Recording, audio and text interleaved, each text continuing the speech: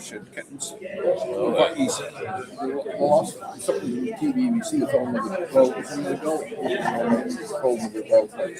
You see them crossing. We bridge the hill on the fishing. We kept crossing there with the kittens. That was the thing.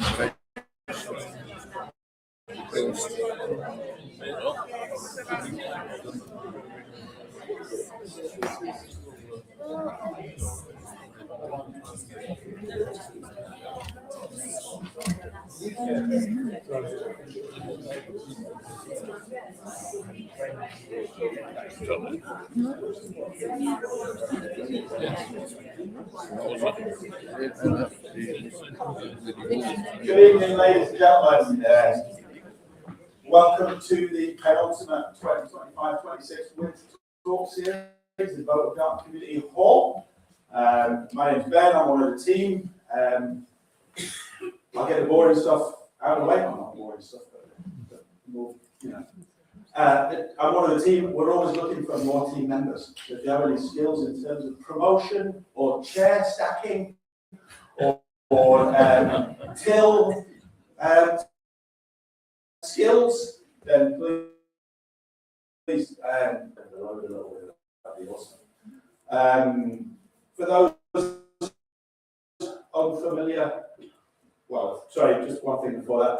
If you are interested in finding out about what amazing stuff goes on at Beaugarden Hall, and you're not already on the mailing list, then there's a bit of paper out on the desk out there if you want to put your name on that. More than welcome, we'll send you all the details of the talks and everything else. For those unfamiliar, there's a few new faces this evening. You're really, really welcome. Love it to see new faces here. For those unfamiliar with the kind of lore, as in LORE, of the talks, we've got a super guest this evening who's going to talk to us about a chosen subject, and then afterwards there'll be an opportunity to ask questions and listen to answers of your making and of those making. So did that make any sense at all? Probably not.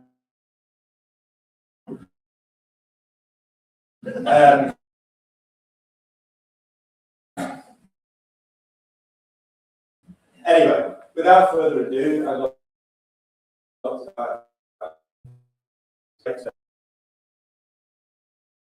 to early autumn about what this talk might be about, and serendipitously it has coincided with a consultation around the Lynx happening at the same time as this Lynx talk, but that is pure fluke, and this is not part of that consultation. This is just a nice friendly chat. You're very, very welcome. Dave's background is in adventure guiding and adventure tourism around wild animals and wildlife, and he's going to tell us a little bit about that and a lot about the Highland Lynx. So, very, very welcome. Put your hands together, please, for Dave Stewart.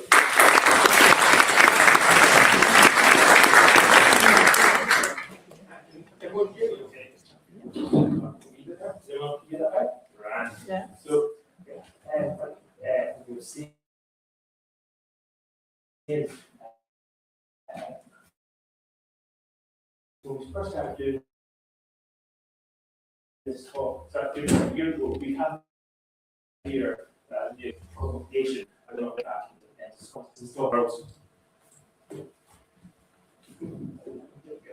So yeah, my name is Dave Stewart. I started my training in South Africa in 2012, and I was trained by someone who essentially wrote the book on field guiding. His name was Africa. So basically before in after we field guides, we just want to start the program. And then it was placed by Casita, which is we need to go now to train to qualify as field guide. Which I was. But Casita still uses Pegasa as their blueprint to train their field guides. And Pegasus also uses the blueprint to train field guides pretty much all around the world. Now, the training took me from the crew from the south of South Africa to crew up to the north, and places basically in between. So after my initial training, I became a GB guide or game viewer guide. If you've seen field guiding on TV, or if you're lucky enough to do field guiding in person, The GBs are game viewers, that is your Land Rovers, your Toyotas, and that's the majority of tours that are done in GBs. Then after that, I trained as a trail guide. So a trail guide is meaning that you can guide on foot. I also thought guiding on foot is so it's a great experience rather than just being in the back of a vehicle. You can see a bit more when you're actually on the same land as the animal. And my first animal I did an approach on for my qualifications was a giraffe. Now, I was quite lucky that on the landscape there was essentially a corridor of trees. So I just walked up that corridor, the giraffe didn't see me, be able to get my clients to see the giraffes, and then get back. I say clients with other students as well, I was actually training, who I was training with. So yeah, that's what the trail there, and then that was hand in hand with tracking and also with last game hunter. So for tracking, I was trained by a master tracker. Now there is no master trackers outside of Africa. I'm sure people with the same level, but no one's got that qualification. So I've tracked animals in Europe, Africa, and North America. And then there's large game hunting. Now that's not essentially what it sounds like, grabbing a cake buckle in a headlock. The idea of that is to keep everything safe. So you can read animal's behavior, you know when you need to approach, you need to walk away, and to also make sure people don't do anything wrong that may upset an animal essentially. So the idea is trying to keep animals over there, and people safe away from them. And then I did my anti-poaching training. And I was trained by a former recce, and that's essentially, so that's equivalent of SAS. So for that training, we would do checks along fence lines to see if there's anything being cut. We would look for shotgun shells or rifle shells, look for footprints, and we do observations and reconnaissance as well. And anti-poaching was actually one of my worst days of training as a field guide, because I was on a ledge with some other students, and there was only a tree and nothing else. So we had to be on the tree for shelter, and the tree was full of cicadas. I don't know if anyone has heard cicadas making a call. It's really not fascinating. Some people love cicadas and noise birds that mention the summer.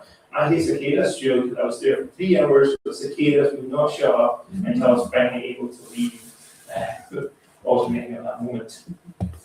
And then Norwegian get there. And I have done tours in Scotland internationally, but the majority of it was in Norway, where I guided in areas with elk, or moose, I don't know, bears, wolves, bovines, and lynx as well. So I worked in territory with wolf-eyed lynx in Europe and in Canada. Then essentially I took my training from around the world and took that to my role as a discovery ranger in the Highland Wildlife Park. So my role is to do talks to educate the public and to get a strong, to help people get a strong connection with nature. There's some just be pictures there, so me at work there. There's also me with a stethoscope and a tree. Now, it seems odd, I don't know if anyone's actually done this, where you put a stethoscope against a tree and you do the inside working. Sometimes it sounds like a heartbeat, sometimes it sounds like a rolling river, essentially. And that was, you can get cheap on that one, was £3, and it was perfect. So there's me when I was guiding, and my tracking dog Rico. The only dog I've ever known who did not use his sense of smell. He uses eyesight. I had to train him to use his sense of smell. So basically, we can go look for animals in Norway. So has anyone actually been to Highland Wildlife Park or the zoo? Yeah. So yeah, we are RZSS, the Royal Zoological Society of Scotland. So we are 2 parks, and we are Highland Wildlife Park and Edinburgh Zoo. So we've worked on 23 conservation projects around the world. Last year, the Salem Wildlife project. Those are things like Jackwater Beauty Law, Pipelines, and we help lead support projects all around the world. Now, some of our goals are to say to help 100 communities connect, value, and love nature. We also want to help 100 people to have a stronger connection with nature, and to reverse the decline of 50 species by 2030. Now, for today, we'll be talking about where the world we're finding our lynx, talk facts about them, some of their adaptations, the Highland lynx. We'll talk about We've got the same wildcats, how our lynx are doing at the park, what we feed them, the training and enrichment. Now, I love my folklore and I will put it in anything I talk about. So it's the same with the lynx. And we'll talk about conservation and challenges. So you see there are 4 colours there. So that's because there's 4 types of lynx. Now, does anyone know the 4 species of lynx you'll find around the world? No. So we have the Eurasian lynx. Now, normally if you have a European and a North American species, the European species tend to be smaller than the North American species. This is one of the few times where the European one is actually larger. So the larger terrain, distribution, and they're physically larger as well. There's the Iberian lynx in Spain and parts of Portugal. Then you have the Canadian lynx, and then bobcat in America. And tell you about some of our facts. Now, they're something referred to as close to the forest, and they really do live up to that name. It's not unusual for people to come to the park, walk past our lynx, who might just be in the bush right next to the fence, and you just don't see them until they're pointed out. They do blend in so well. They're sandy colored, and the black spots just helps them break up in the sun, essentially when they're in shade or when they're walking around in the bushes.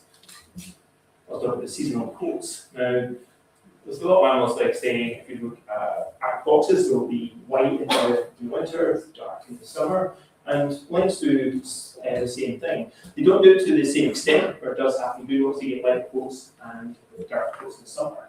Now, does anyone know what causes this to happen? So actually, we actually didn't used to believe it was temperature, because that it makes sense. When it gets colder, you want to have be lighter. When it gets warmer, you want to be darker. If it's actually controlled by the sunlight, it's called photoperiodism. So if you have a lot of sunlight, you'll have your summer coat. If you have less sunlight, you'll have your winter coat.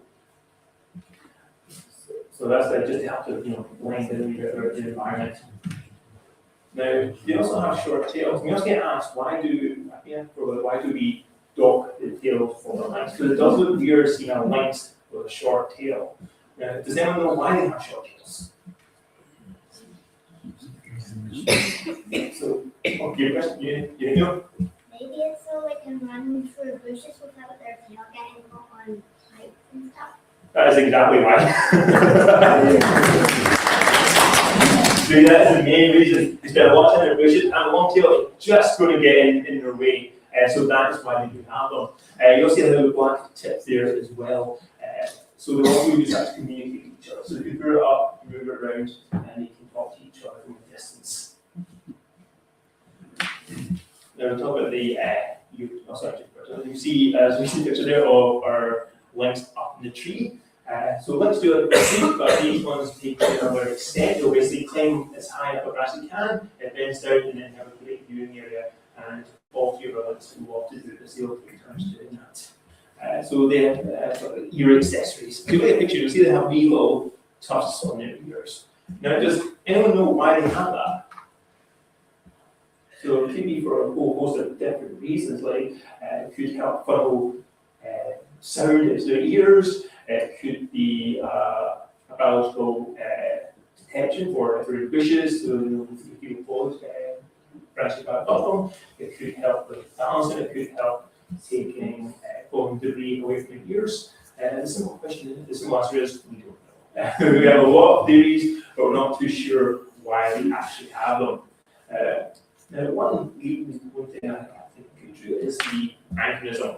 Now, an anachronism is when an animal evolves something for what needs in the past that no longer needs in today's world. And if you do look at anachronism, you're almost certainly going to see pronghorn from North America. They're essentially the poster child of anachronisms.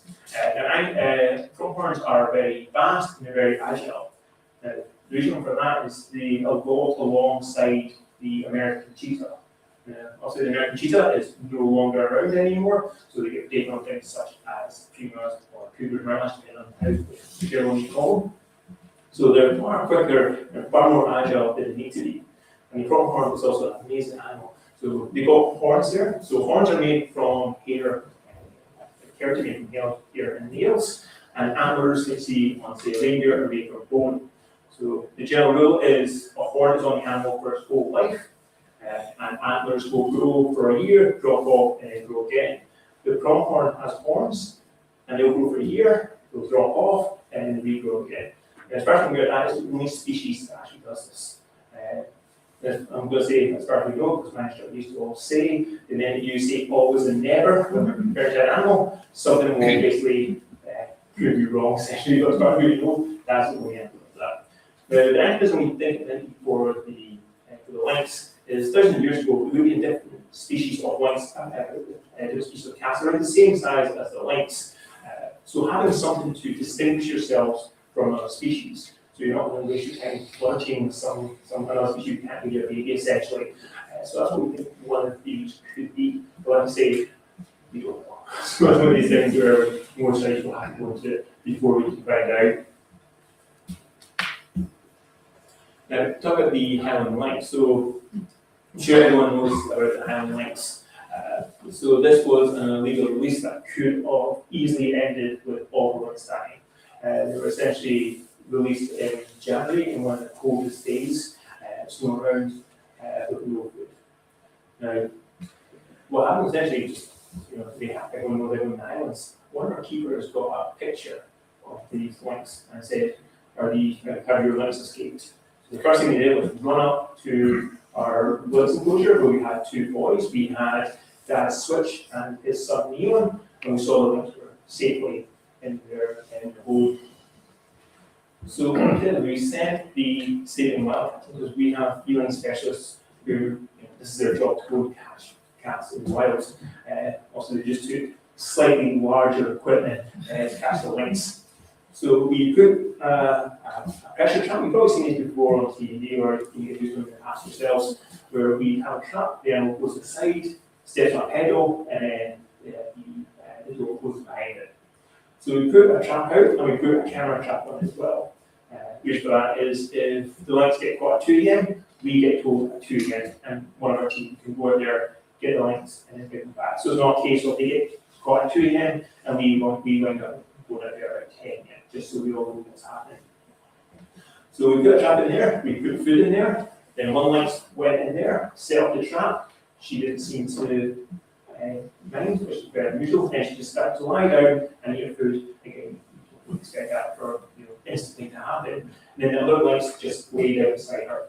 So our people came, they got the trap, threw it into the back of the van, and then the second lynx walked up to the van and said, "Can I come to you?" They did not want to be there in that area. And we did have two traps. It was just a little way away, so they went and got the trap, brought it back to the van, and then the lynx walked straight in. And then they threw them back in the back of the van, and then they left. And job done.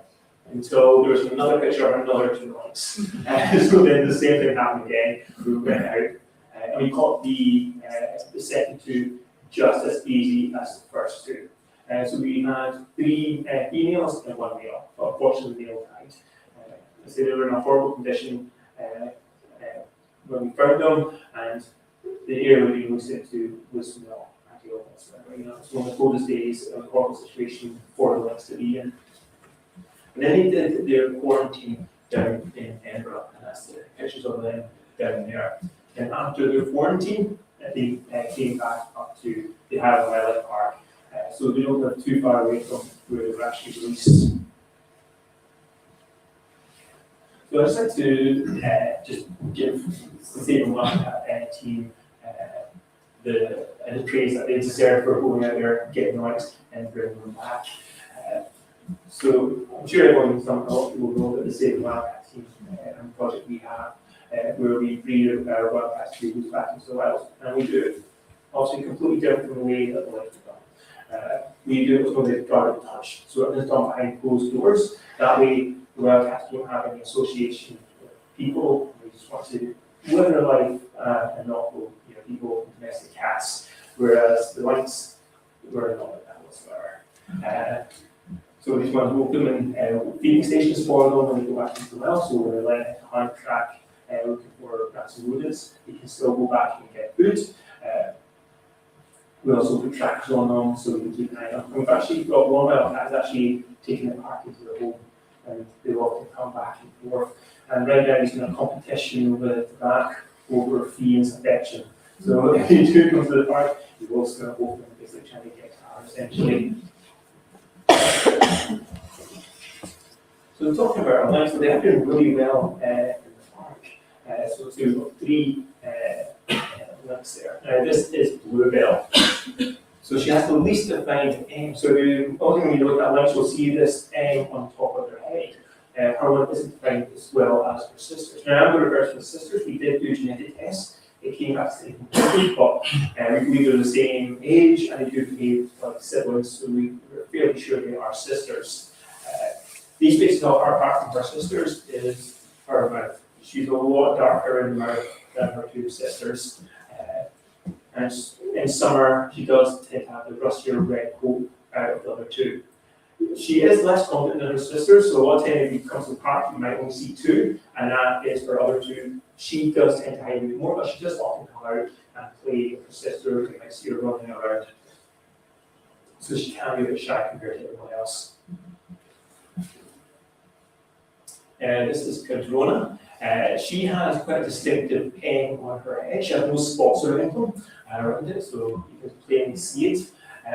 And she, she's got a red coat there. In winter, she does have the paler coat out of the other 2. Now, I can't say the expression. The easy way to tell her apart is she has rested miserable face. So, you see, basically, one looks a bit that. That is Cadrona. And she is growing confident. She's very confident, let's say, in training for keepers. And you often see her out playing with her sisters. Can you show me where the M is? Oh, yeah, of course. I'll see. Sorry. Yeah, I thought it was better eyes. Yeah, so the M is right there. Yeah.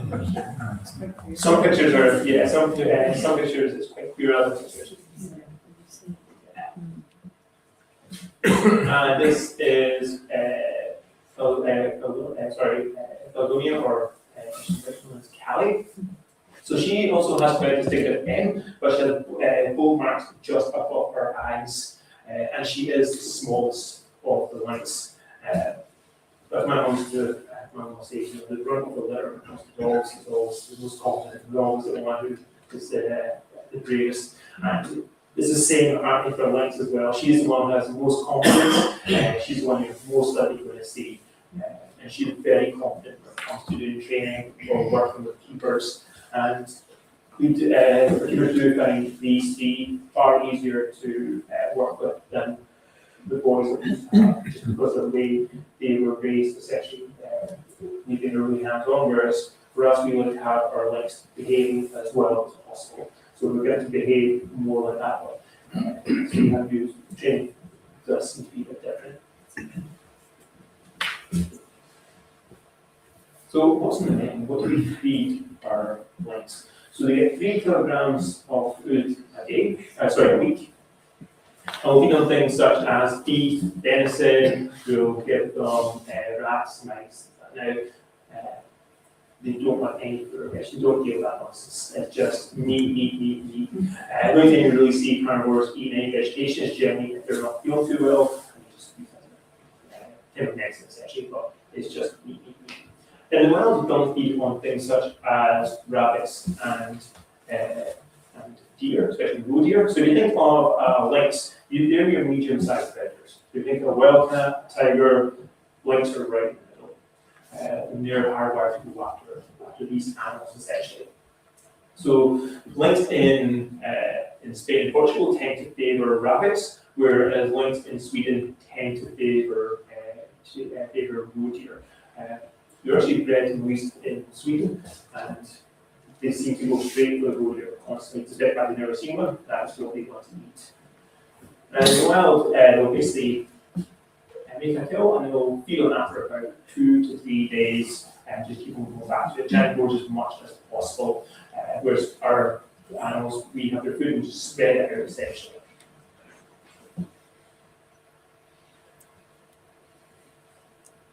Now, when it comes to, say, doing training with them, so And we do a whole host of training. We do it not just for Lynx, but with a lot of the animals in the park. So for one, there's crate training. So if you've got a pet cat or dog, you might do the same thing. When you get your pet used to be in a crate, so you need to take to a vet and take somewhere. It's not as a stressful situation as it could possibly be if you don't do any training with them. So what we do is we ask our Lynx or animals to come into a crate, and we just leave it in there. You can walk in, walk out as much as you want. And then when we start doing other training, we'll get them to come in, we'll close it for a second, reopen it again, and then let them out. And then we'll just close it for longer and longer and longer until we're comfortable with it. We also do station and target training. So that's when we want to come to a certain spot. And that way we can get a better look of their eyes, we can get a look of their teeth and their overall body, and see how they're doing. And also if need to medicine as well, this is how we do it. So if you've got a pet cat or dog and they're not feeling too well, you might do a wee bit of tablet and say a wee bit of cheese or ham and give it to your animal. So we do the exact same thing as well.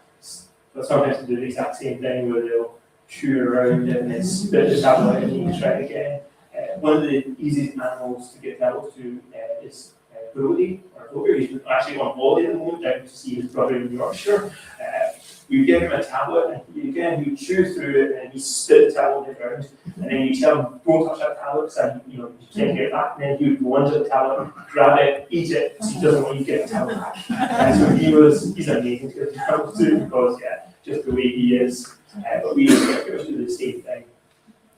And scale training as well. So we routinely weigh our animals, so that way we can keep an eye on the weight, we can see if we need to put on more weight, we can put less weight, and when we think our animals are pregnant, we'll weigh them more, just trying to record their weight gain essentially to give us a clue whether or not they're pregnant. And we also do enrichment. Now, does anyone know what enrichment is? So, Activities. Oh, yeah, pretty much, yeah. So enrichment is doing activity doing natural behaviour, so such as the way we feed them. So you might see some of those in the picture we had, their meat attached to say trees or bits of wood, and that way we want to work for it. We don't want to just have it in a bowl, they don't get it. We want to look for the food, so we hide bushes for them to go and find it.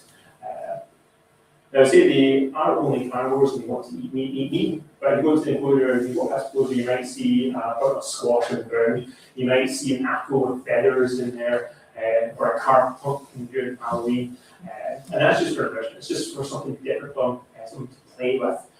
And some animals love doing that, some animals not so much. Like Koshi or snow leopard, he does not work for his food. If we put food on, we tie food on a rope, if you try too hard, he gives up, he'll go and find easier foods, and then he'll go back to that eventually. And he only puts effort here if there's not a snow leopard with him. Otherwise, he does not much help for it. He should essentially be given his food on a platter, as far as he's concerned. The girls, though, they are quite good for looking for their foods. Ben, excuse me, could you come a wee bit more central? I'm not hearing Of course, everything. that's Just about there, that would be perfect. just Yeah, the one, thank you. No, it's fine. Is that right? That's fine. Right. Perfect, thank you. No worries. That's great. Thank you. Oh, So when it comes to large predators in Europe, we have the bear, the wolf, and the lynx. So 3 large predators. Now, for bears and wolves, we have a lot of them in our consciousness, for folklore and for popular culture. We don't really see that too much with lynx. So this is basically just a handful of ones I've selected. So when it comes to bears, so curing whooping cough. Does anyone know a bit about how you're supposed to cure?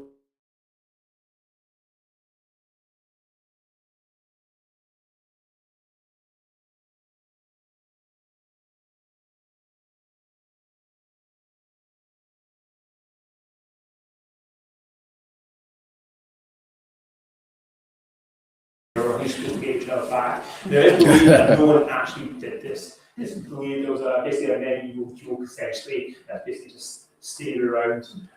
There's also the Appalachian folklore.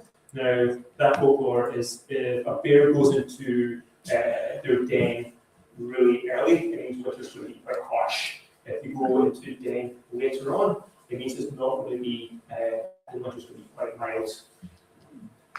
And just like with other animals, we've got bears as well, so people turn to bears. And they affected our culture as well, such as Winnie the Pooh.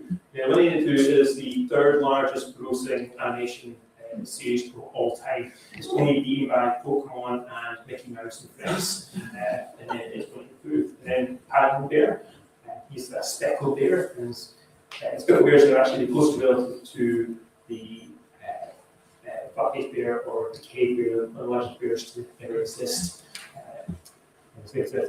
Pooh, Yogi Bear, or one of my favourite cartoons growing up, Stewart. So the Stewart, the alien turned a bear into a hero and became his assistant. And then we have the ghosts. So such as Ben Rear, we have the Kushi, which is essentially a fairy dog. The story goes if you're out in the Highlands and you hear a howl, you're supposed to run. If you hear a second howl, you're supposed to pray. If you haven't found shelter by the third howl, that's when the Kushi will come for your soul. And they'll sometimes take pregnant women through the veil to the fairy worlds as well to help these women to look after the children of the fairies. There's also the Aklut found in Arctic. Now they're essentially a wolf that can turn into an orca, so they can hunt on land and in the sea. And it's also affected our culture as well, such as the Jungle Book. Moby was raised by wolves. Robin Hood, that's the Disney one. And we have the Red Fox is Robin Hood, and Wolf is the Sheriff of Nottingham. And Teen Wolf on Michael J. Fox. But in comparison, when you go to Lynx, there's really not too many. And I haven't actually chosen a lot from bears and then tried to not find too much from Lynx. There's really not that much. Also, there's more than this, but it tends to be quite small stories and not really well known. Now, one of them is Langarium. Now, Langarium is a mythical gem. It's not a gem. That picture is of the Cairngorm stone that's said to look very similar to it. Now, Langarium was essentially used to believe that a lynx would dig a hole, pee in the ground, and then the urine would turn into a gem. And lynx were very secretive about that. They didn't want anyone to know about this, so they tried to do it without people being aware of it. And the Langarium would change depending on the lynx itself. Say if their diet, their age, their health would all affect the Langarium. Now, it was first mentioned by Theophrastus, and he was born in 372 BCE or 372 BC. He was the first one to mention it. The one who made it really famous was Pliny the Elder in the 1st century. So he had things Langarium in it. And people would actually believe it up to about the 1600s. So this has been in our history for most of our written life, essentially. Now, it's said to have a few qualities similar to amber. So if you get amber and you drop amber, it'll start trapping things to it, such as the feathers and that. And instead, if you have Langarium and you give that a rub, it'll start trapping things such as coppers and metals and things like that. So instead of humans were obsessed trying to find Langarium, and it's basically the lynx's job trying to make sure nobody saw that. There's also the white lynx. Now this picture does look like fake, but it's actually a real one. They look when they are white. Now, white animals are found throughout a lot of the folklore around the world. Say with the red stag, that's an omen of change. If you're in the Highlands and you're lost and you see a white hare, do not follow it. I don't know if everyone knows that folklore, but it said that the white hare will lead you to your death. But if you're wandering around in the wild and you come across a white lynx, you're supposed to follow it. A white lynx will take you to safety and help you find your way home. Another scene is also the guardians of secrets. And they had a reputation pretty much everywhere they found. So in Europe and in places in North America. They said that they could see through solid objects and see things that are hidden. And just like the Langarium, they want to keep all the secrets of nature out of the hands of man. Also, if you're looking at the stars between the Big Dipper and Gemini, there's a fatal line, and that's the Lynx constellation. And it said you're supposed to have the eyes of a lynx to be able to see it. Now, we've got vultures. There's Zero. Now, she is a lynx we trained for from the Kung Fu Panda. Have you seen the movie? You probably don't know who I'm talking about, because she didn't make the movie. She's a TV series, so it just shows you, when lynx get into big popular culture, you tend to be on the lower end of it, essentially. There is Lynxo from Thundercats, and I should say, this was one of my favourite cartoons growing up, and I actually not remember Lynxo. So I'm guessing he was not in a lot of stories. And then Bonkers Default, another film, another cartoon for kids. The story is he was an actor in cartoons, then he lost his job, and then he started solving crimes with his human partners. And also lynx. A lot of times when we talk about, some people don't know lynx is a real animal. They see it as basically they see it as a made-up animal, essentially. Or just see it as a product of a spray. So I have one of my colleagues, when he is doing talks with kids, he said, okay, we're going to go see an animal. It's an aftershave. It's also a type of sausage. So some people are not aware that this is actually a real thing. There's the conservation animals. Now, we talked earlier about some of our lynx, such as the Iberian lynx. The Iberian lynx at one point had the lowest genetic variety of any mammal, but now because of breeding and release programs, that is no longer the case. Like a lot of the animals in Europe, they were found throughout most of Europe, and they were found in the UK as well. We found bones that have been dated to 9000 BCE. We found fossilized footprints about 4,500 BCE. And bones have also been found in the bone cave in Scotland. But like a lot of the animals, they started to decline throughout Europe and became extinct in the UK about the early to medieval ages. There is some evidence to suggest the lynx held on in Scotland to about 1700, but obviously people we've not confirmed that whatsoever. But over the last 50 years, through the numbers, we have been quite successful. Obviously, we've had some success and some challenges as well. For one of them, the agreement that I mentioned, going from being one of the most endangered ones for a variety of mammals to not being the case anymore. They've been bred and released in Sweden as well. And most of the population is found in Russia and Eastern Europe. Were the two ones there, so the one there that is the sun there. So I'd like to thank you all for coming to our boat talk today. So I encourage anyone to come to the Highland Wildlife Park and to see our lynx, to see all the other animals that make the park our home. So I'll see if there's any questions, feel free to ask. And also, got some things. Just turns around. I did not want the eyes staring at everybody. So this is so you have more about it. I should say it does move quite badly. So if you want to come talk and touch it, you are agreeing to be covered in this stuff. I've also got a wee skull. At the front here, you have your incisors used for taking off hair. You have your canines there for grabbing from your prey. And then you have a tooth here called a canisula. So it sounds like carnivore. So if you heard the expression wolfing it down, this teeth you can bite, swallow, bite, swallow, bite, swallow. They do not need to chew. And they don't have any molars because they don't deal with vegetables. They don't eat anything like that. And then at the back here, you have what's known as the sagittal crest. If you see that, you know it's got quite a strong bite force. Their bite force is about 250 pounds per square inch, and a loss about 500 pounds per square inch. So it's got a really impressive bite force for a size. Imagine a loss right over there, so you've got a tiny, tiny mouth, so you have a really powerful bite force. And you have a thing called diastema. I use your finger. So We're primates, we can grab things, we can do things, it's fantastic. Animals can't do that, so they've got this thing called the steam. So what they're going to do is, right here, and then you can move the hand like that.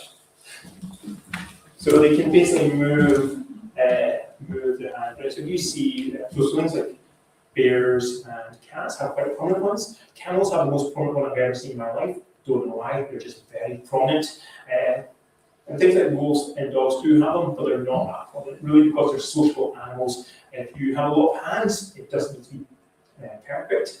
But if you're a salty animal, it can just be spot on. But yeah, you're more than welcome to come and have a feel. I should say this one is made from resin, so if you're touching bone, this is carefully to do. And this one is a real Lynx, so you're more than welcome to come touch this. And yeah, if you have any questions, please feel free to ask. Thank you very much. Well, thank you very much, Dave.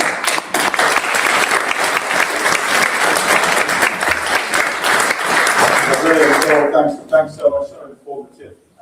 It feels real privileged that we've got you guys down the road doing the amazing work that you do down there.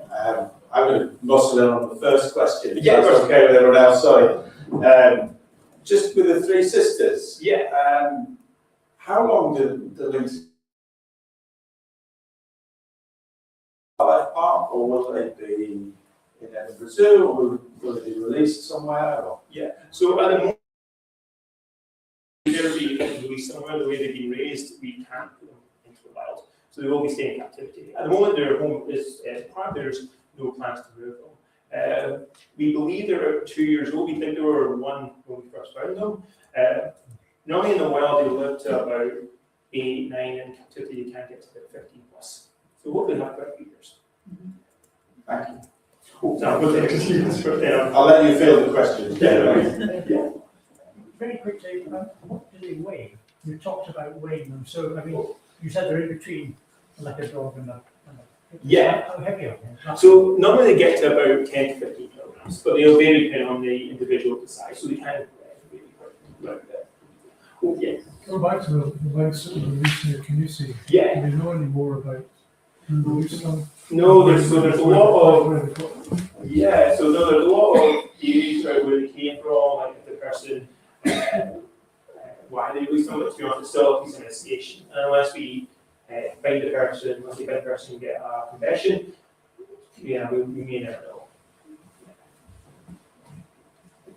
Did you put the 3 rescued ones in with the ones you already had? No, yeah, great question. No, we did not. No, so we didn't eat.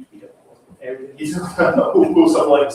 No, the Lynx went up to an enclosure off show, so off site, which are Lynx loved because people were not they were quite happy up there, and then they moved to another zoo. So yeah, they were never mixed together.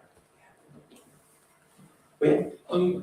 Can lynx coexist with wildcats?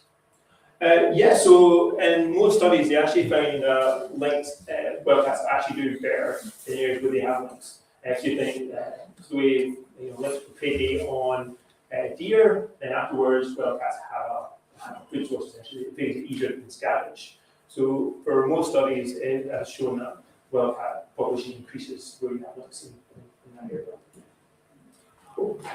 Can they swim? Oh, so yeah, they can if they want to. It's fun. But even cats that do it swim, they don't want to do it. Like our male Boston or male tiger, tigers like 4. Boston hates water. He likes to be clean. He goes in the water if he's feeling warm, or if he wants to feel a bit dirty, he'll jump in the water. Otherwise, especially when he's standard tigers who can't deal with the cold, he can't deal with the rain, he can't deal with the snow, go running inside. So yeah, it's really down to the individual, but most of the time. And what would reintroducing Lynx mean to other wildlife in the Well, comes to the hard questions now.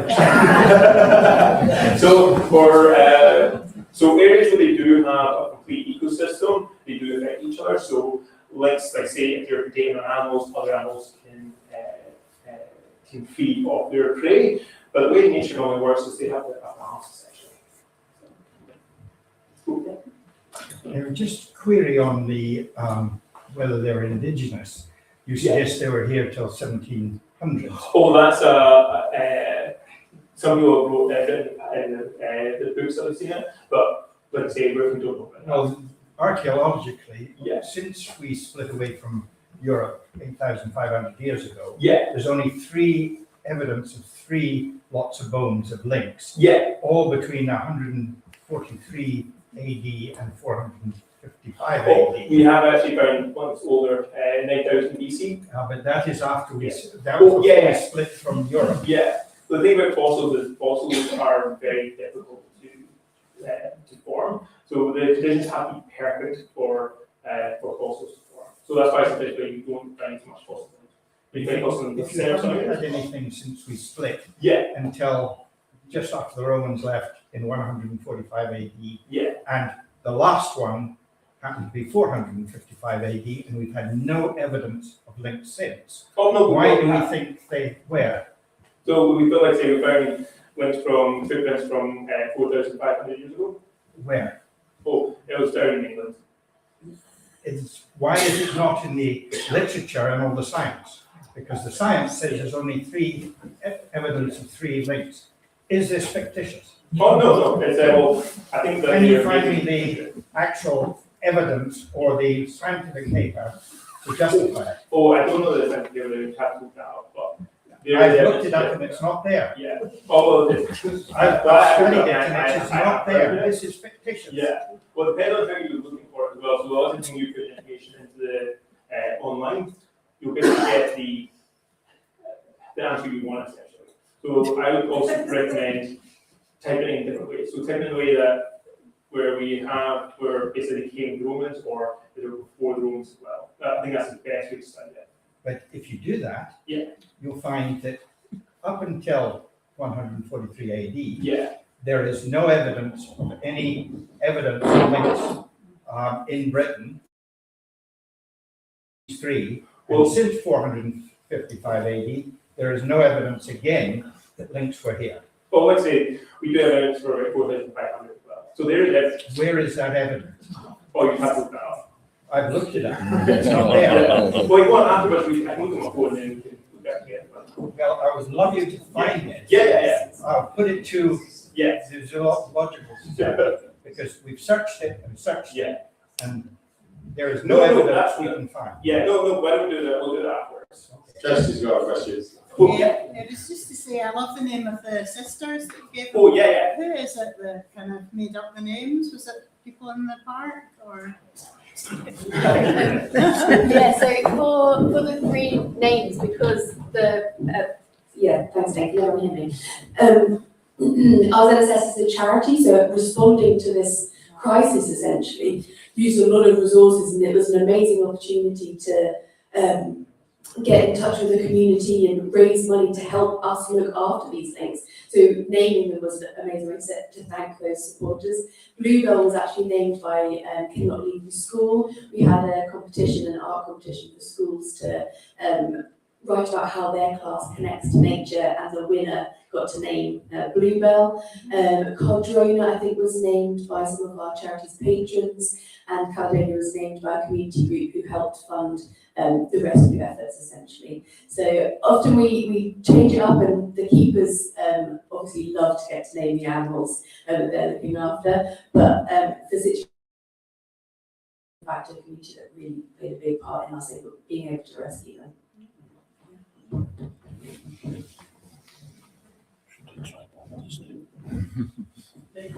While you're sorting that out, I'll just. Are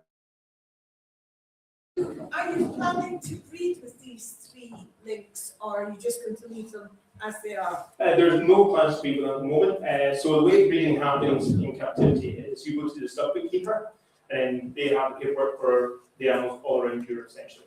And they'll say yes or no if you can breed, and then we'll get yes, then we can breed. These ones, we don't really know where they came from. So there's no plans to breed them. Thanks. You mentioned about feeding several kilograms a week, and that's something that becomes quite expensive.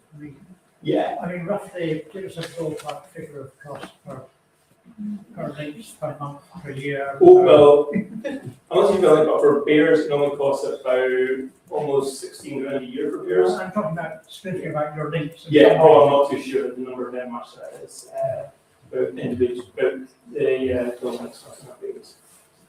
But it's about, I think it's about 380,000 to feed all the animals in Edinburgh and Highland Wildlife Park. But yeah, so it costs a lot. Yeah, no. Can everyone, oh, sorry, Peter. I just wonder, what is the optimum habitat? You haven't really spoken about the habitat that they live in. I mean, is it moorland? Is it scrub? They prefer basically wooded areas and bushes and things. So they don't really want to be in open, and that way they can hide away from predators. So woodlands is their favorite spot. Yeah. Cool. Does the Zoological Society have an official view on the release of introduction? Yes. We're watching it closely. I don't know if but essentially we're watching it closely to see there, but we have had success with say a wildcat team, with other projects, but really it's up to the Scottish government. So we're looking to see what they're and basically just looking at consultations. So we're just watching it with great interest, essentially, to see what happens with it. Do you have a personal opinion? So my personal opinion is I would love to see one back in Scotland. We have one of the worst biodiversities in Europe. Yeah. Sorry, don't go there. So yeah, my personal view is like I've worked, like say, in David Live was last week before, so my personal view is I'd like to see that. Folks, will you join me in giving a great round of applause to Jane?